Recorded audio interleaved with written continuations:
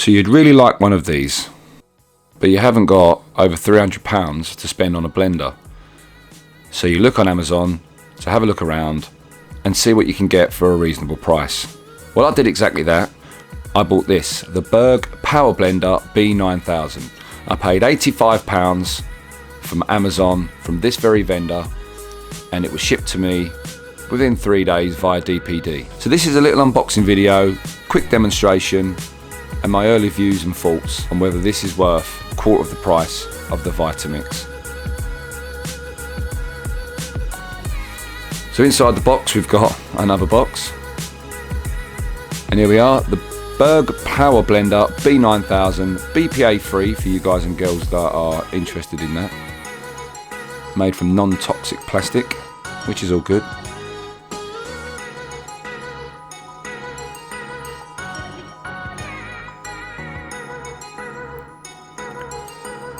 So we'll open the box up, have a look inside. First, we're greeted by the instructions. Now usually in a Vitamix, this would be not only the instructions but a cookbook.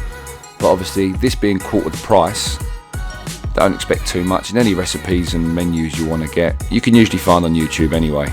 And now we have the cap, which from the start looks exactly like the Vitamix options.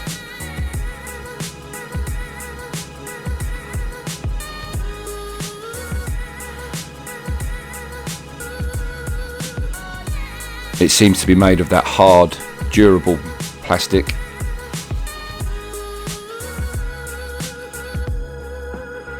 What this was at first, but I'll find out a little bit later.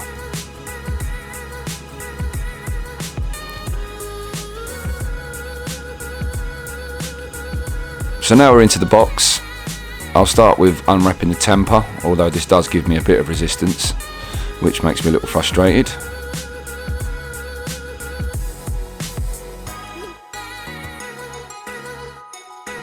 And you can purchase a new one of these at All Good and Summers.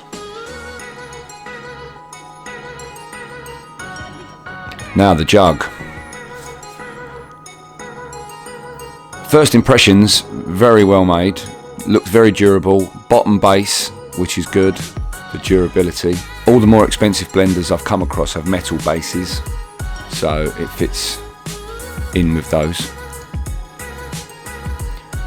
And the base itself hosts a 2 horsepower motor, so they say on the website. So that should be more than enough for your everyday blending needs.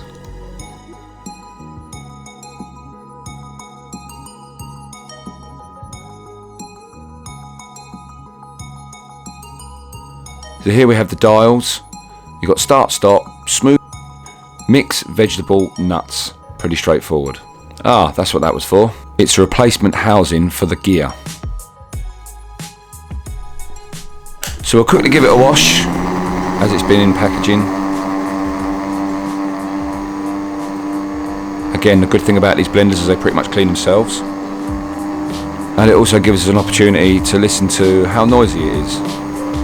Now, the blenders I've had before, it's reasonably quiet at low speeds, and as you get up to the top, as like most blenders, they do get quite loud. So now we're going to start putting it through its paces and make a nice breakfast smoothie. So let's go through the ingredients. We've got a cup of milk, a cup of protein powder, some oats, some frozen fruit, and some frozen kale and spinach leaves. I should stress I should put the leaves in first because they're the lightest, and also I should really start this now to get it going, but we'll make it work hard from the start. It's got a 7-year warranty. What's the worst that's going to happen?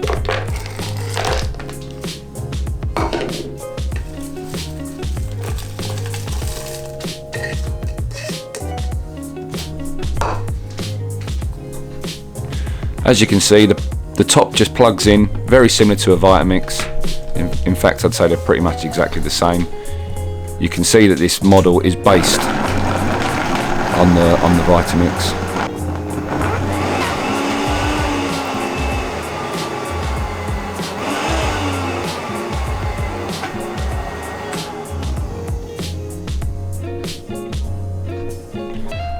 And that's what I mean when I said I should have put the leaves in first.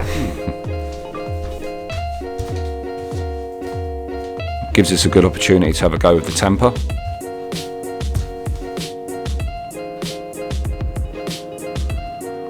Now, one thing I did notice about the tamper is this tamper is designed for a few of the different Berg models, and it does seem to not quite reach enough to push the ingredients down into the blades.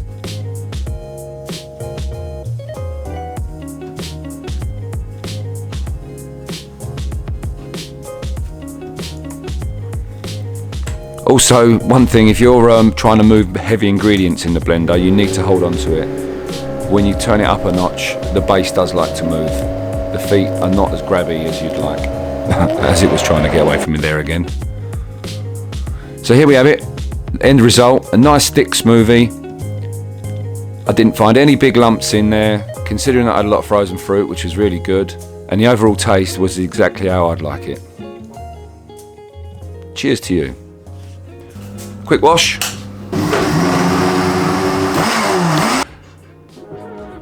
And now we'll try 2 cups of ice.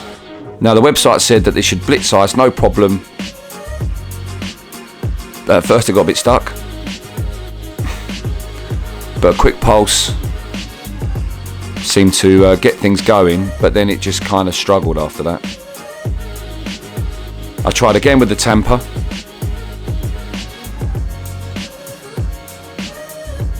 Which just made it all thicken up at the bottom, and I just had a really nice snowball and some ice cubes at the top, as you can see.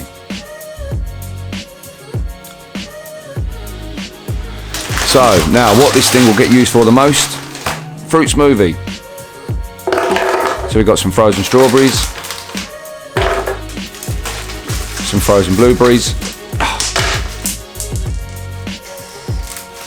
One always gets away. Some frozen raspberries and some frozen banana. That's enough. Thrown in with some freshly pressed apple juice.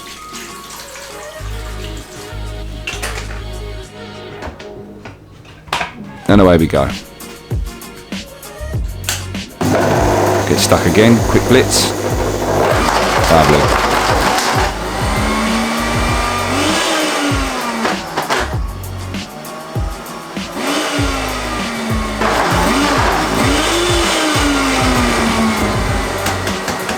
If in doubt, give it a clout. So I tried again with a tamper, and this is where it really fell short again. You can clearly see that the tamper doesn't get the fruit anywhere near the blades. That is the biggest criticism of this blender.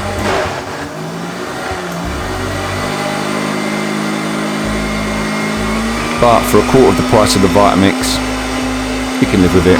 You just have to give it a good shaky shake. Works a treat.